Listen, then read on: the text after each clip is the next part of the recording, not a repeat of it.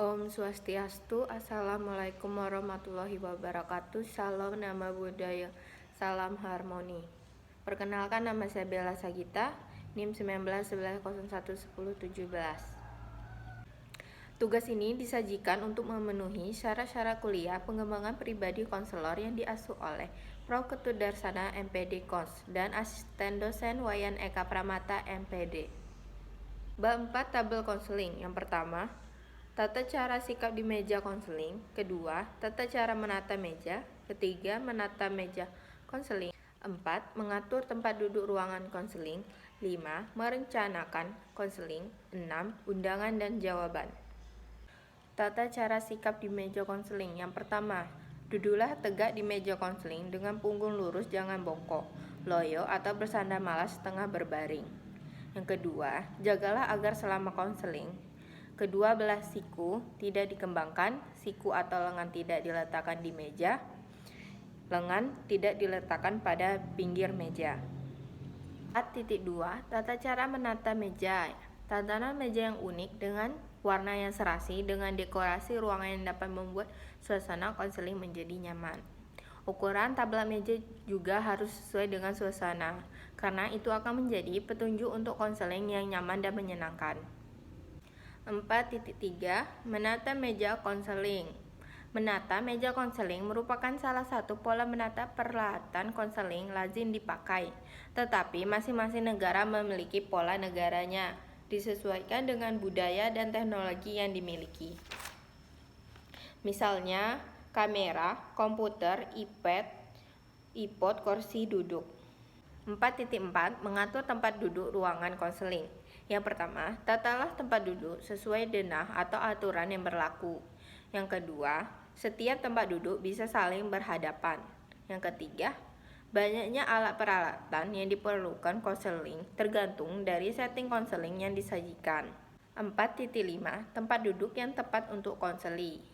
Tempat duduk konseli harus diatur sedemikian rupa sebagai tanda penghormatan kepada mereka dan mempermudah komunikasi sehingga suasana menjadi menyenangkan.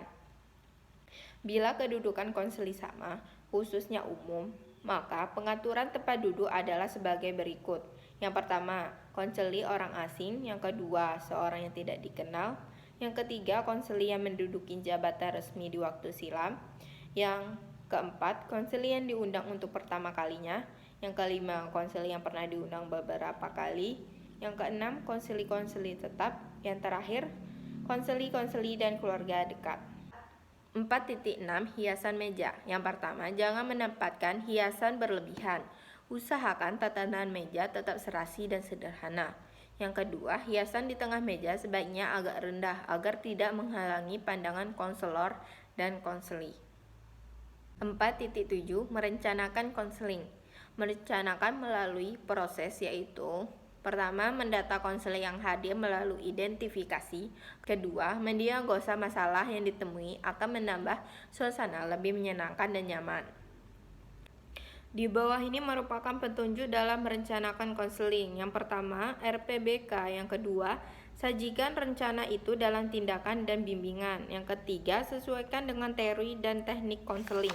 Yang keempat, kombinasikan antara dan teknik konseling dengan perilaku yang ingin dikembangkan. 4.8 Undangan dan jawaban. Sebuah konseling harus membuat beberapa informasi sebagai berikut. Yang pertama, what, apa, where, di mana, when, kapan, dan aitir. Selanjutnya, bab 5 Ekspresi suara. 5.1 Pengertian. 5.2 Tujuan mempelajari ekspresi suara. 5.3 Ekspresi suara yang baik. 5.4 Unsur penjiwaan dalam ekspresi suara. 5.5 Pernafasan. 5.7 Latihan-latihan. 5.8 Berbicara dengan mikrofon. 5.9 Berlatih dengan kalimat yang berbeda-beda. 5.10 Kesalahan dalam pengucapan. Yang pertama adalah pengertiannya. Ekspresi suara adalah pembentukan suara atau perwujudan suara untuk digunakan dalam berkomunikasi dengan orang lain. Dapat pula diartikan sebagai gaya bicara. 5.2 adalah tujuan mempelajari ekspresi suara.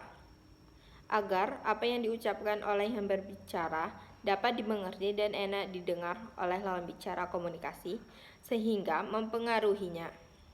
5.3 Ekspresi suara yang baik. Yang pertama, terdengar atau volume suara baik. Yang kedua, jelas, artikulasi pengucapan baik. Yang ketiga, hukum pengucapan benar. Yang keempat, sesuai dengan maksud atau penjiwaan yang benar.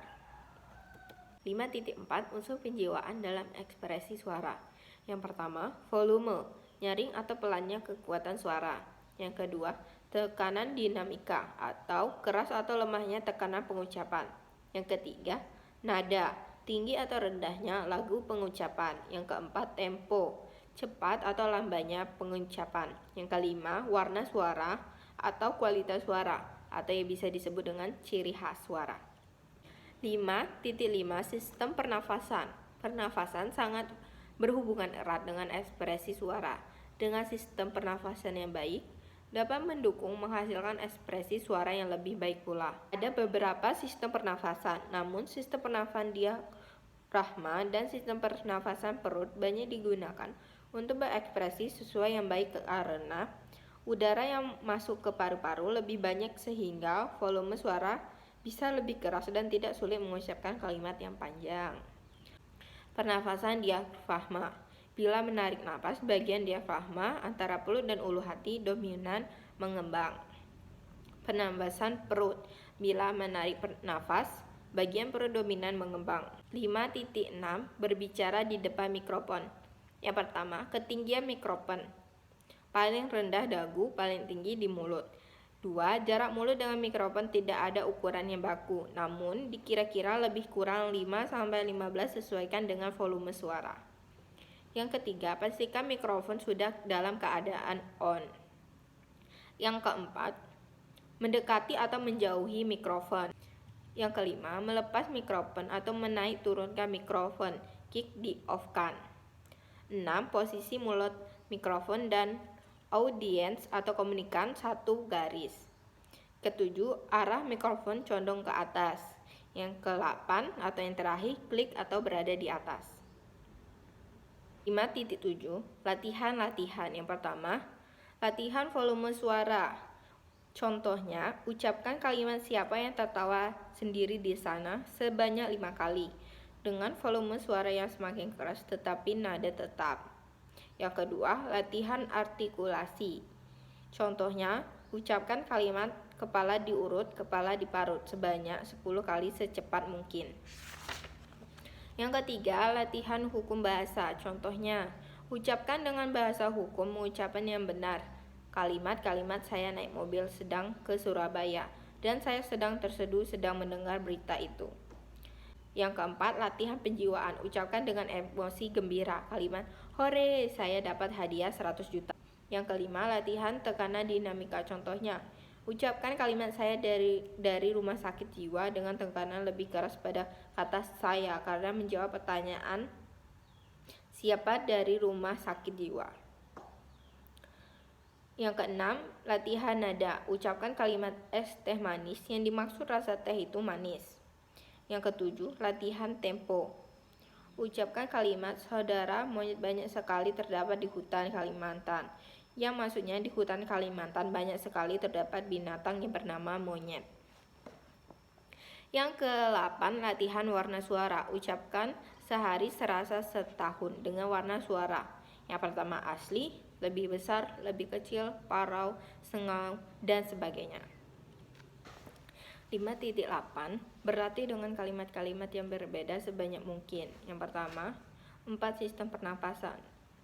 Sistem pernapasan dada bila menarik dada mengembang. Kedua, sistem pernapasan perut bila menarik napas perut mengembang. Yang ketiga, sistem pernapasan diafragma. 8.2 Sistem pernapasan lengkap.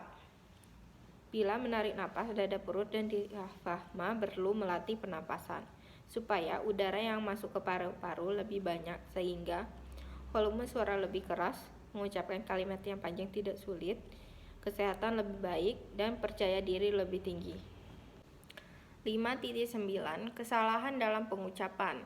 Yang pertama, pengucapan e. Banyak kesalahan dilakukan dalam pengucapan kata-kata yang mengandung e. Hal tersebut disebabkan karena pengaruh bahasa daerah yang hanya mengenal satu bunyi e. Pengenalan suku kata yang bertekan akan membantu pengucapan e. Yang kedua, pengucapan I. Seringkali kata-kata yang mengandung kata I diucapkan sebagai e karena kecenderungan berbicara dengan santai. Yang ketiga, pengucapan au. Kesalahan yang sering dilakukan dalam pengucapan kata-kata yang mengandung au yang digunakan dengan o sebagai akibat kecenderungan untuk berbicara santai. Yang keempat, pengucapan kata serapah.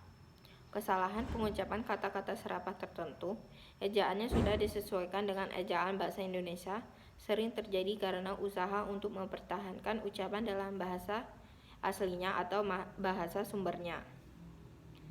Yang kelima, memutarbalikkan urutan bunyi. Jika ejaan tidak diperhatikan dengan cermat, maka akan terjadi salah ucap karena urutan bunyi tertentu tertukar. Yang keenam, pengucapan kan. Akhiran kan seringkali diucapkan ken. Hal ini dipengaruhi oleh kebiasaan berbahasa daerah atau berpengaruh gaya bertutur pribadi tertentu. Pengucapan k. K pada akhirnya kata-kata dasar yang mendapat akhiran an atau i sering diucapkan sebagai bunyi hamzah. Yang ke-8, pengucapan f. F seringkali diucapkan sebagai p yang terjadi karena bunyi f termasuk asing karena tidak terdapat dalam bahasa Melayu aslinya atau bahasa daerah penutup. Baik, segitu saja yang dapat saya sampaikan. Bila ada kesalahan, saya mohon maaf. Om Santi Santi Santi Om. Wassalamualaikum warahmatullahi wabarakatuh. Salam nama budaya, salam harmoni.